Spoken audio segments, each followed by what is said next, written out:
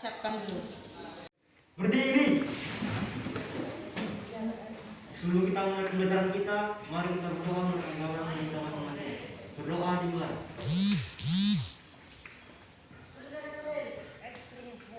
Berdoa selesai. Beri salam kepada ibu guru kita. Selamat pagi, Bu. Selamat pagi. Silakan duduk. Oke, Ibu absen dulu ya. Yang pertama Joy. Ibu. Masita Dinda Ayumi. Hadir, Bu. Setelah Ibu cek kehadiran kita, semuanya kamu hadir. Dan sekarang sebelum kita mulai pelajarannya, terlebih dahulu Ibu mau menyapa kamu ya. Apa kabar anak-anak Ibu semua? Baik, Bu. Oke, harapan Ibu juga seperti itu, semua dalam keadaan baik-baik saja. Walaupun kita dalam situasi pandemi COVID-19, saran Ibu tetap jaga kesehatanmu, patuhi protokol kesehatan. Oke, sekarang kita mulai pelajarannya.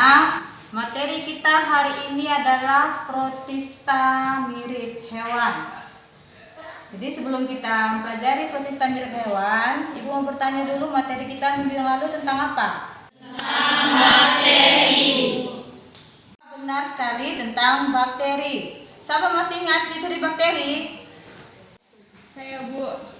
Yang pertama uniseluler, yang kedua memiliki dinding sel yang berupa peptidolikan. Yang ketiga berkembang biak dengan cara membelah diri atau pembelahan biner. Ya, benar sekali jawaban teman kamu. Mengapa bakteri itu tidak dimasukkan ke kingdom protista?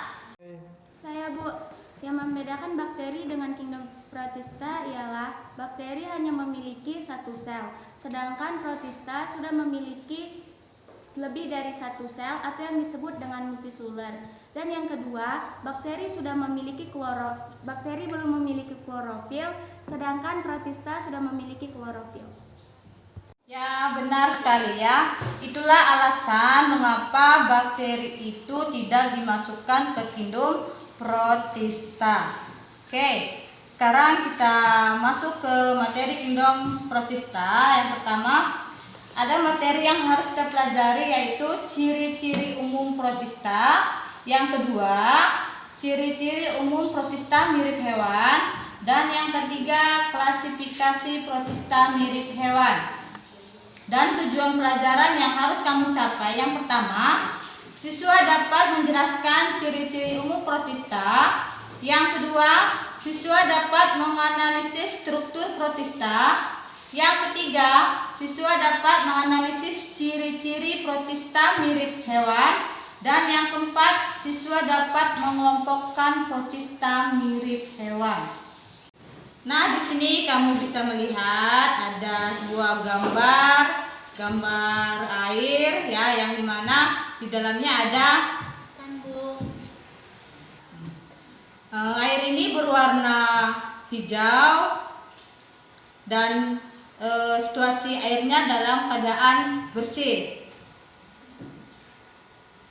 Apa hubungannya air ini dengan protista menyerupai hewan? Protista mirip hewan yang hidup di air, contohnya paramecium. Ya, benar sekali jawaban dari temanmu. Sekarang Ibu akan menampilkan sebuah video.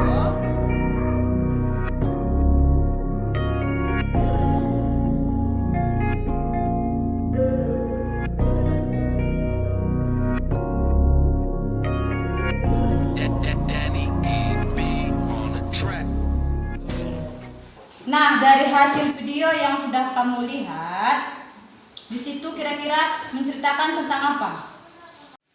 Saya, Bu. Dari video yang kita lihat di depan, video tersebut menjelaskan tentang bagaimana paramecium bergerak dengan silia yang dimilikinya, serta bagaimana paramecium menangkap makanan dengan cara menggetarkan Nah, silia. sekarang kita masuk ke materi kita. Yang pertama itu protista. Ciri-ciri protista yang pertama bersifat eukariotik, yaitu inti diselubungi membran serta organel-organel selnya dikelilingi membran. Yang kedua, respirasi secara aerobik. Yang ketiga, sebagian besar bersifat uniseluler. Sekarang sampai saatnya kita pembagian LKPD. Di sini Ibu akan membagikan kamu menjadi 3 kelompok.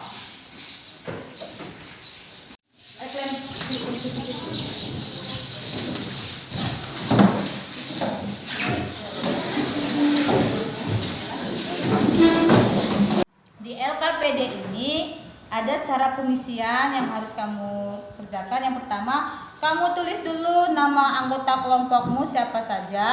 Kemudian kamu kerjakan soal-soal yang ada di lembar LKPD ini. LKPD-nya.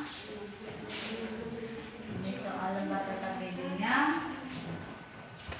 Setelah mengerjakan lembar LKPD itu, Ibu berikan waktu selama 20 menit.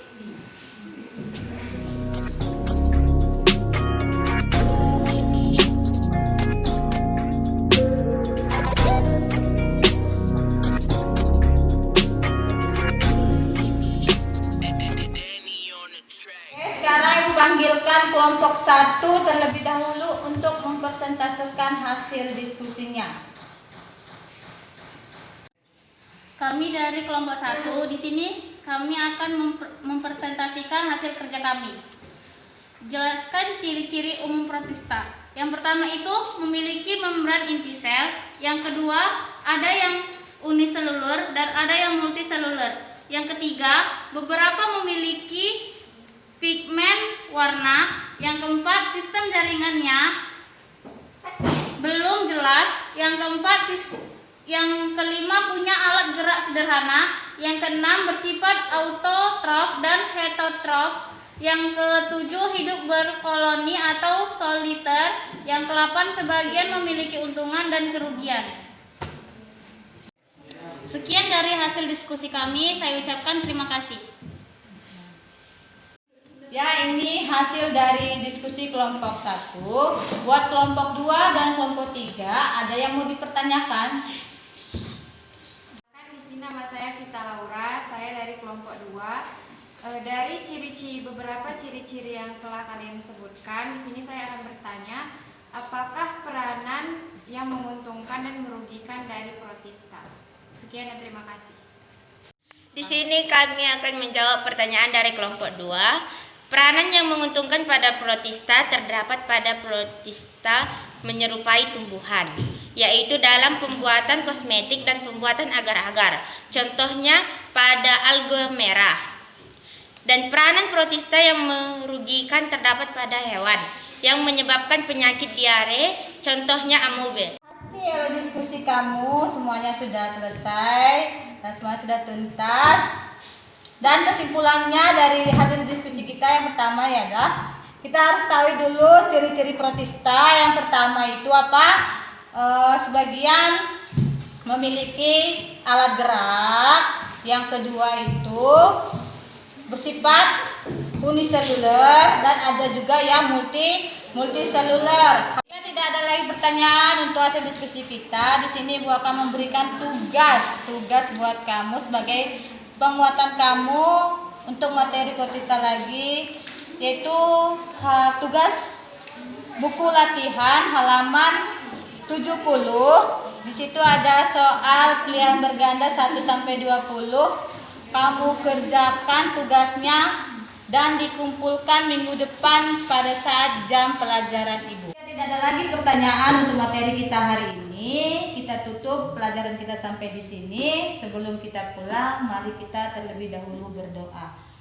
Doa dibawakan oleh Joy. Sebelum kita pulang, marilah kita berdoa menurut agama dan kepercayaan kita masing-masing. Berdoa dimulai.